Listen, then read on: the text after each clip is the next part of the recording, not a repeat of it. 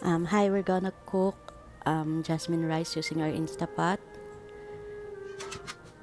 Ayan, kunin mo natin yung pot. Then, we're gonna put in 4 cups ng jasmine rice. Ayan, 1, 2, 3,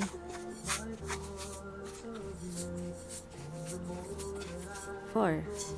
Then, hugasan na natin yung bigas.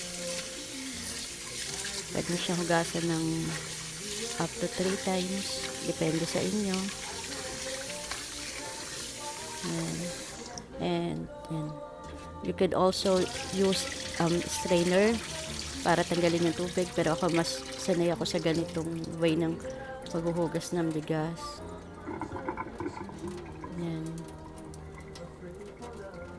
And then, lalagyan natin ng 3.5 cup ng water. Kasi ayoko nung masyadong malata na kanin. And I assume na may tubig pa yon since hindi ko naman ginabitan ng strainer. So, sa 4 cups, 3.5 cup ng water, okay yung luto niya. Ayan, punasan natin mga gilid. Ayan, tas lalagay na natin sa ating instant pot.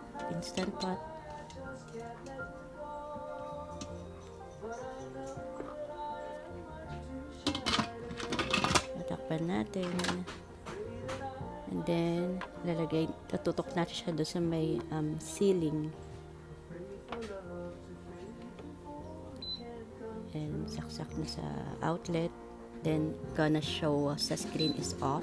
And then, we're gonna press rice. Yan, hintay-hintay lang. Then, it will show auto. Itong auto na to, matagal yan eh.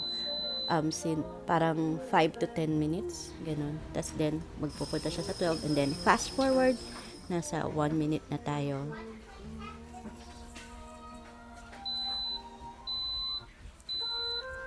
Yan, luto na siya. Pagka ganyan na yun nasa screen.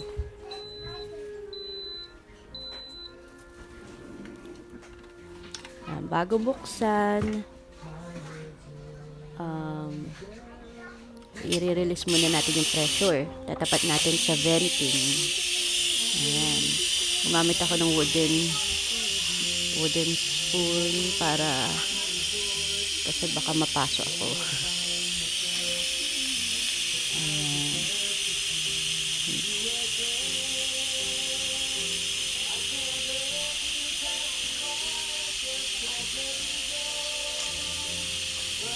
Ayan, nagre-release na siya ng pressure.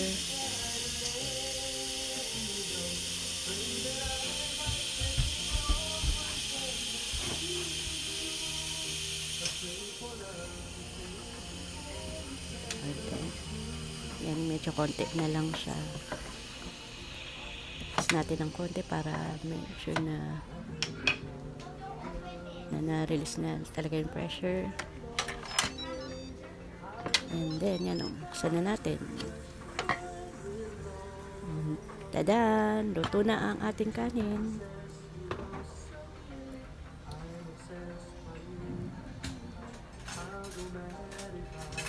Yan.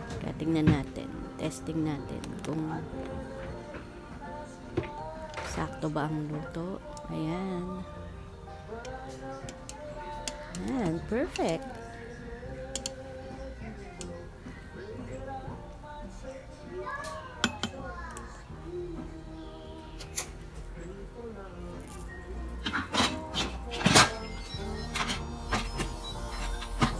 Sarado na natin, medyo i-push natin pababa ng konti para masarap.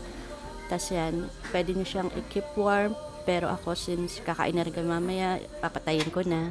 I pressed cancel doon, tapos ayan, nang ganun. Okay, thanks, bye.